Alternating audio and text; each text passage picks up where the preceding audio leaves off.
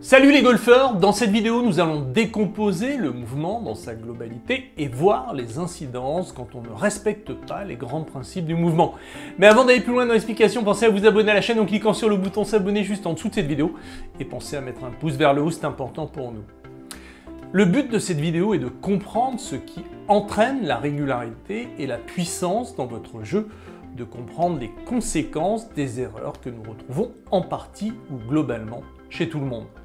Nous allons partir de la position de départ où je ne vais volontairement pas donner de détails pour le moment, à part que la face de club est posée derrière la balle et alignée dans la direction souhaitée.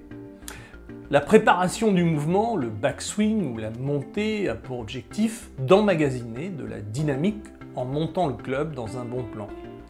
L'objectif est de pouvoir dérouler le plus vite possible à travers la balle pour aller le plus loin possible sans forcer et régulièrement. Pour y arriver, il suffit de mobiliser les gros muscles, le corps en particulier, à contrario des bras et des mains pour la dynamique du mouvement.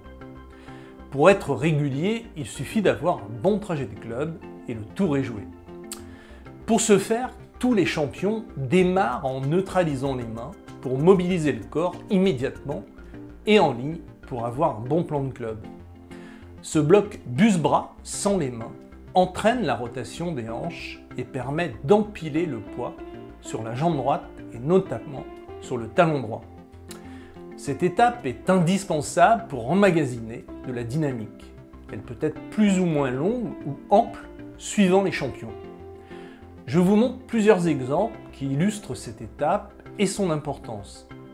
Alors, qu'est-ce qui se passe quand on ne respecte pas cette étape ? Si vous commencez tout de suite avec les mains, ce n'est plus le corps qui est moteur, mais les mains et les bras. Et bien sûr, la dynamique que nous souhaitons tous est en partie altérée, car malheureusement, il n'est plus possible de rattraper le coup.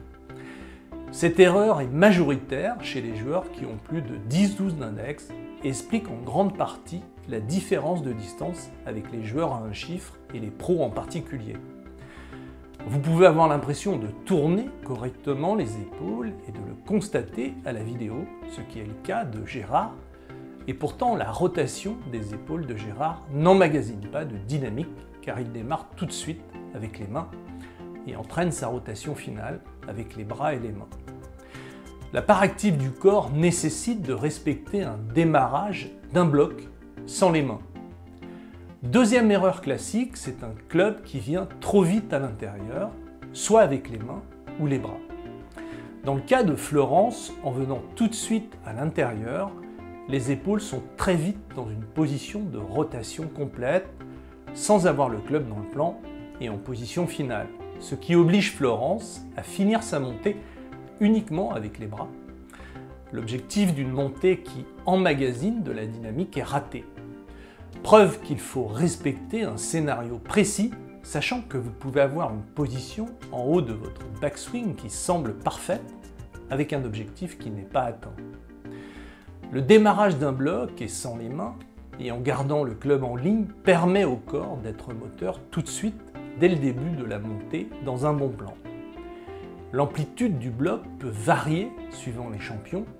Ensuite, les poignets vont s'armer progressivement, et la fin de la montée se termine par la rotation des épaules en harmonie avec les bras et les mains. Les plans de swing peuvent être différents suivant les champions, classiques comme Charles Howell avec un trajet de club sur un plan, ce qui veut dire que le trajet de montée et de descente se confond. Ryan Moore a un plan de club plus vertical avec un trajet de club sur deux plans, ce qui veut dire que le trajet de descente est plus plat que le trajet de montée. Et pour finir, Jiménez, qui a un plan plus horizontal et qui a pourtant un trajet de club sur deux plans. Quoi qu'il arrive, et dans ces trois cas de figure, la fin de la montée se termine par la rotation des épaules en harmonie avec les bras et les mains, ce qui permet d'emmagasiner de la dynamique. Nous venons de finir le backswing et nous allons entamer le downswing ou la descente. L'incidence numéro 1 du backswing est que si votre montée n'a pas réussi à vous mettre en position dynamique en haut du backswing, la puissance perdue dans votre backswing n'est pas rattrapable. Si votre backswing est bien fait, l'objectif est de conserver une part active du corps la plus importante possible dans la traversée de la balle, de façon à faire de la distance sans effort. Pour ce faire, le bas du corps s'engage en premier pour entamer la reprise d'appui sur la jambe avant gauche. Cette reprise d'appui débute par une poussée dans le sol, suivie de la rotation du bassin, ce qui crée un décalage des hanches au moment de l'impact avec le haut du corps. Ce scénario, indispensable pour conserver le corps moteur dans la descente, entraîne les bras et crée du retard ou du lag dans la descente. Petite précision sur le comportement de la tête, de votre tête, dans la descente jusqu'au moment de l'impact. La tête ne se déplace pas latéralement tant que vous n'avez pas touché la balle. Dans les nombreuses prises de vue que j'ai pu faire tout au long de ma carrière d'enseignant, le déplacement latéral dans la descente est majoritaire chez les joueurs ayant un index supérieur à 12-15. Entre la fin de la montée ou du backswing et la transition avec la descente, c'est la qualité du transfert qui est en jeu, la dynamique ou la part active du corps que vous emmagasinez en haut de la montée est indispensable pour avoir une part active du corps dans la descente et faciliter le transfert sur la jambe avant gauche. Ce que nous voulons tous est de faire une distance correcte sur nos coups.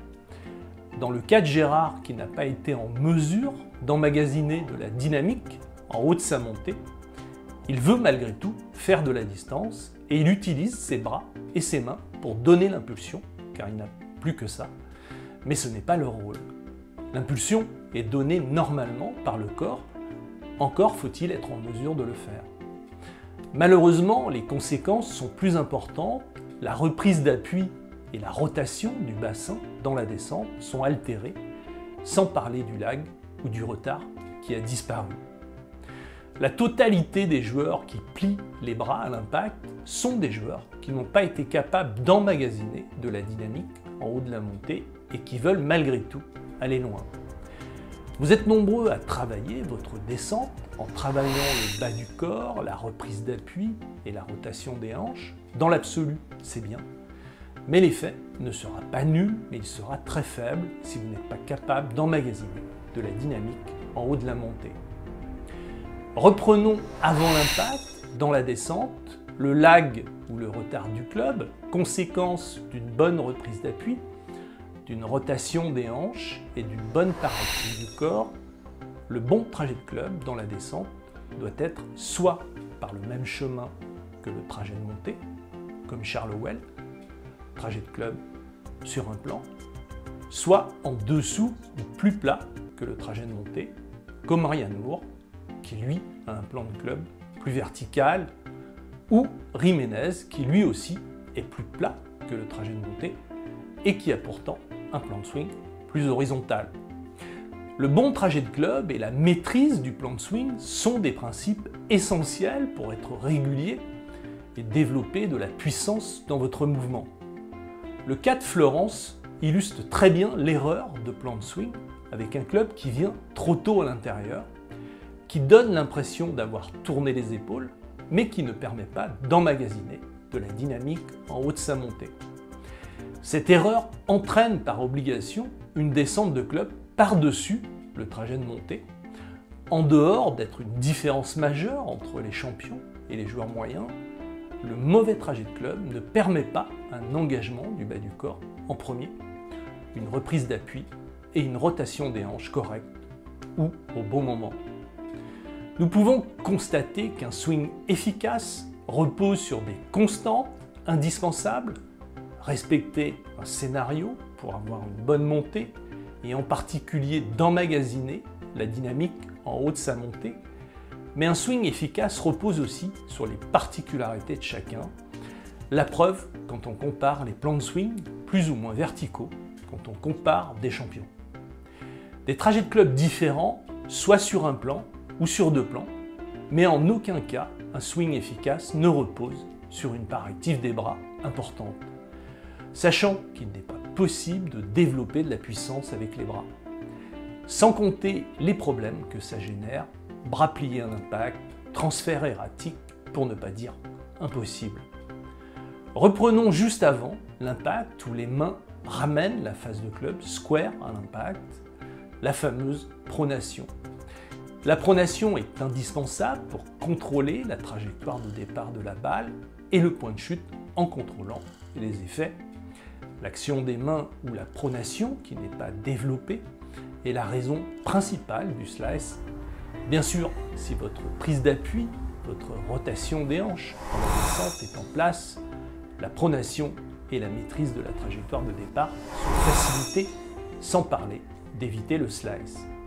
Cette zone de traversée de la balle qui comprend la descente, l'impact et l'après-impact où nous nous trouvons, le corps entraîne les bras et les mains. Et plus la part active du corps est importante, jusqu'à 80% de part active du corps chez un champion et 20% de part active des bras, vous pouvez être en mesure d'accélérer le déroulé du corps et d'augmenter la vitesse du club et aller plus loin sur vos coups. La grande différence entre les champions et les autres se situe là, entre ceux qui n'ont pas de motricité du corps depuis le début du mouvement, car ils commencent leur swing avec les mains, ou qu'ils viennent trop tôt à l'intérieur, entre ceux qui ont cumulé des petites erreurs et perdu en partie de la part active du corps. Le niveau des joueurs s'illustre dans cette zone, le déroulé des épaules vers la cible, et l'épaule droite en particulier, fait partie des constantes que l'on retrouve chez tous les champions. La puissance des swings de champion est indispensable pour faire du haut niveau, sachant que si vous faites 135 mètres avec un fer 9, vous serez plus précis qu'un joueur qui a besoin d'un fer 6 pour faire la même distance. Cette puissance ne dépend que de votre part active du corps, qui permet de dérouler plus vite sans effort. Cette épaule droite qui pointe vers la cible à la fin du mouvement est le témoin numéro 1 de la qualité de votre part active du corps. Pour finir la décomposition du swing de golf, j'aimerais finir par la position de départ, sachant que je ne vous ai volontairement pas donné de détails. Si vous mettez en place un swing dynamique avec une part active du corps importante, vous serez dans l'obligation d'être stable, car un mouvement dynamique nécessite d'avoir de l'équilibre. C'est à ce moment-là qu'une bonne position prend toute son importance. Vous serez dans l'obligation de connaître vos préférences motrices, de savoir si vous êtes terrien ou aérien. Nous sommes sur deux positions différentes. Le terrien est plus ancré dans le sol et plus fléchi sur les jambes, avec l'aplomb des épaules à la pointe des pieds.